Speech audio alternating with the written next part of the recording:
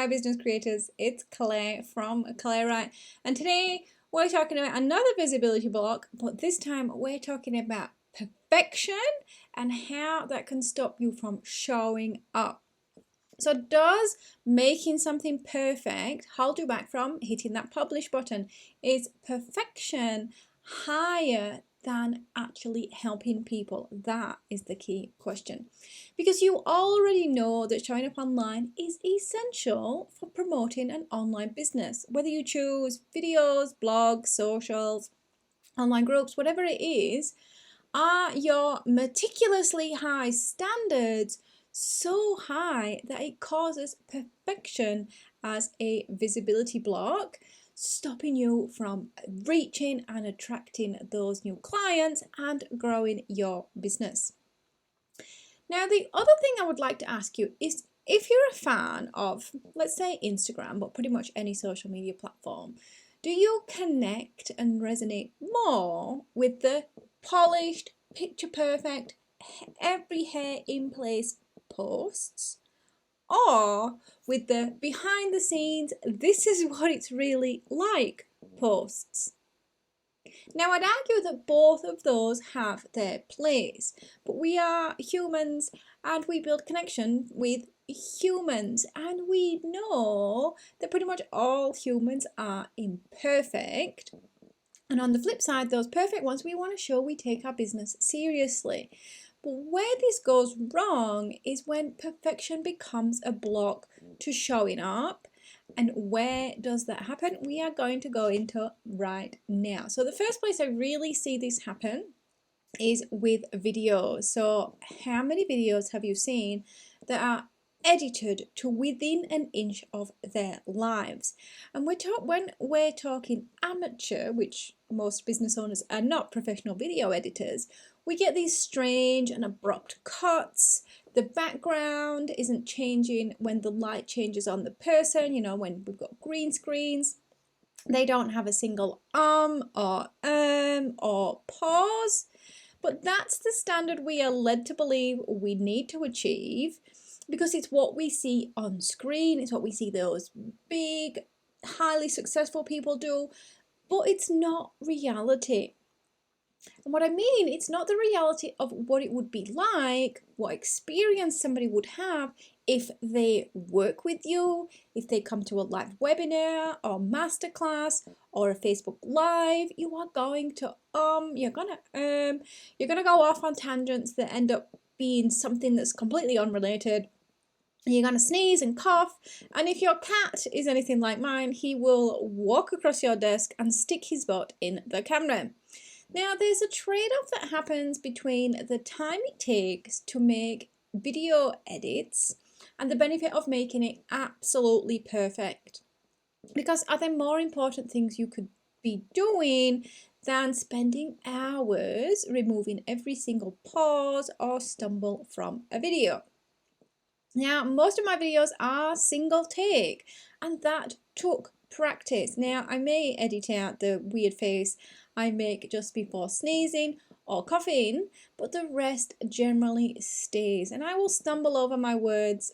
I will forget what I was talking about from a particular prompt, but that's just what I am like. I'm like that in client sessions. I will start talking about something and then forget exactly where the point was going.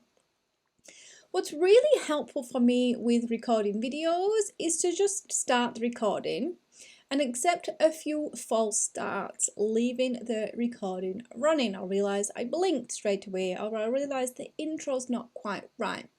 Then I can trim the beginning and just take those out. But what that allows me to do is it allows me to mentally relax into being filmed, and I can have it without the stress of having to start talking immediately, and I can check my hair before we really get started.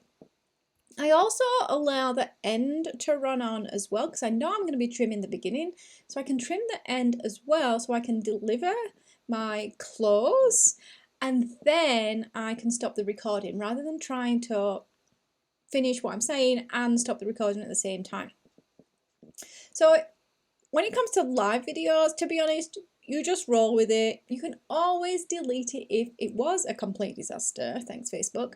And a mini outline of the points I want to cover really do help me to stay on topic, and that's how I deal with my Friday Facebook Lives.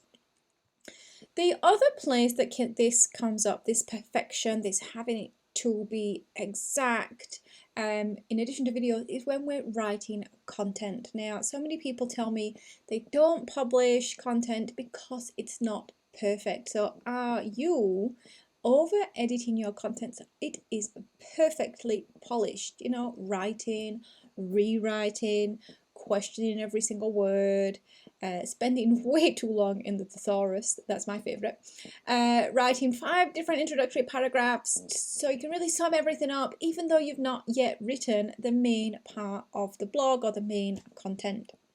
Now, we have been trained through pretty much all our lives, I would guess, that when we publish something, particularly in writing, it has to be perfect. You know, a lot of assignments, maybe not all assignments, marked on that standard of perfect spelling and grammar. And yes, I totally agree, spelling and grammar are important, but I would suggest it's more important to communicate and help people and grow your business than keeping quiet from that fear of getting something wrong.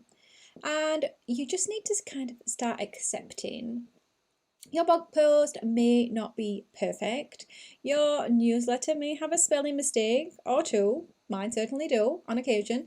You may comment on a post that is somehow misinterpreted as mean. You may publish a long form social post with an unfinished sentence because your brain moved on to something else.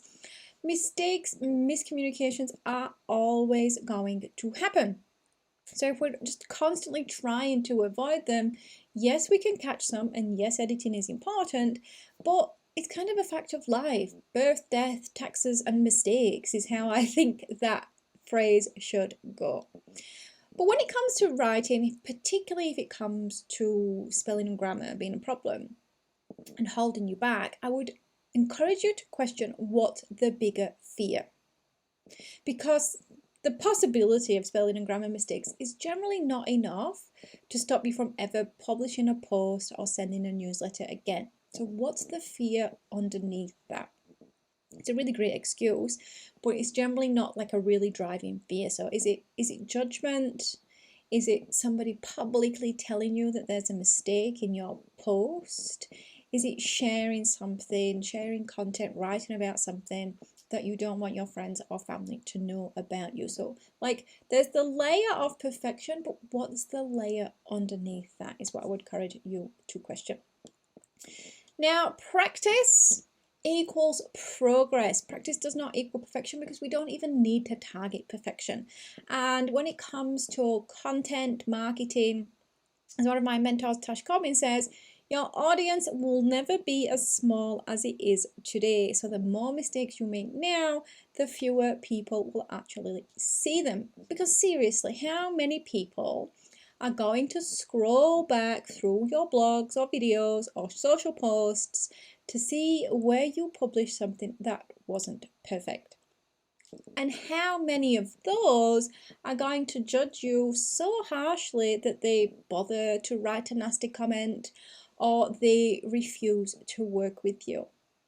Now, I'm going to question also, are those people actually even your ideal clients?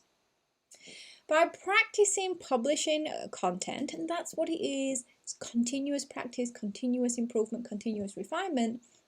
Not only will you start to overcome that perfection as a visibility block, you're also going to just demonstrate to your fears and your imposter syndrome that it is okay.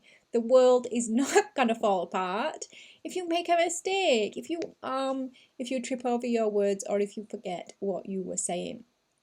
And in the meantime, the added bonus of that is the content you share will help your clients. It will help them to understand their issues better. It will help them to know how you could work with them better, and it will actually help them, it can, if your content is aimed at this, move towards their goals. If this video has been useful, I would love you to give me a thumbs up and let me know in the comments where perfection is blocking your visibility. And you can obviously subscribe for more content like this on visibility, imposter syndrome, and mindset for solopreneurs. And if you need my help to consistently get more visible without the constant freakouts, without the worries of not being perfect, then reach out for a free chat about how we could work together.